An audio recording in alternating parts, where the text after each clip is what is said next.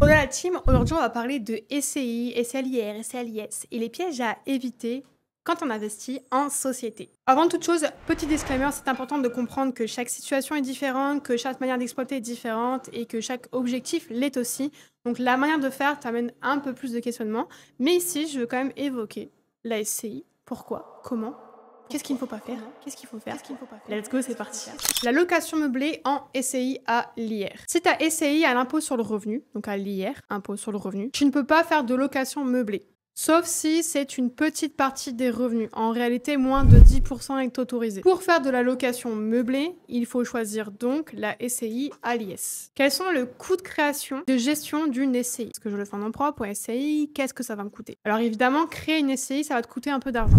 Frais d'enregistrement, notaire, avocat. Ensuite, il va y avoir aussi des frais de gestion annuels qui peuvent gréver, qui peuvent baisser ta rentabilité. C'est important de les calculer en amont et de savoir ces coûts pour savoir l'impact sur ta rentabilité nette. Assure-toi donc que les revenus locatifs couvrent ces frais.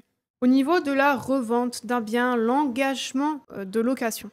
Une SCI doit louer un bien pour un minimum de 6 ans. Contrairement à une personne physique, donc en nom propre, qui peut le louer pendant 3 ans. Pense-y si tu envisages de vendre rapidement. Au niveau de la location, s'il y a un locataire qui est mis en place, encore une fois.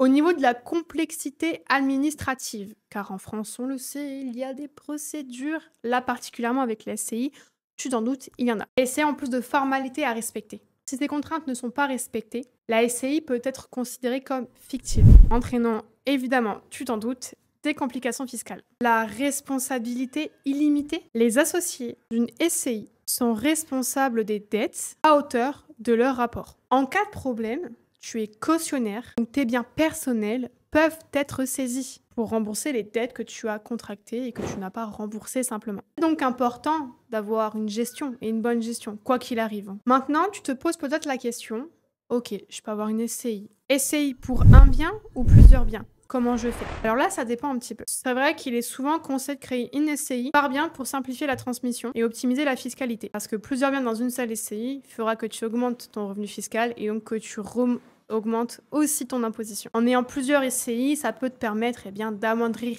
cet impôt. Mais si tu as effectivement beaucoup de SCI, à un certain moment, en tout cas et pas forcément au départ, ça peut devenir un peu complexe. Donc, justement, si tu considères dès le départ que tu veux plusieurs SCI, c'est là que la holding rentre en jeu. Ça te permet de gérer, de structurer toutes les SCI, d'un point de vue fiscal, mais aussi d'un point de vue des bilans. La holding, en fait, ça te permet de centraliser la gestion, l'optimisation, la revente, l'achat, la fiscalité, absolument tout. Voilà, j'espère que ces conseils t'aideront à comprendre l'investissement immobilier, les SCI, les pièges à éviter. Si tu as des questions, mets-les en commentaire, comme d'habitude, j'y réponds. Également, tu retrouves directement en description un e-book offert pour t'aider à investir dans ton premier projet rentable et adapté. Je t'invite également à t'abonner car je poste chaque semaine. Pour ce, je te dis donc à la semaine prochaine.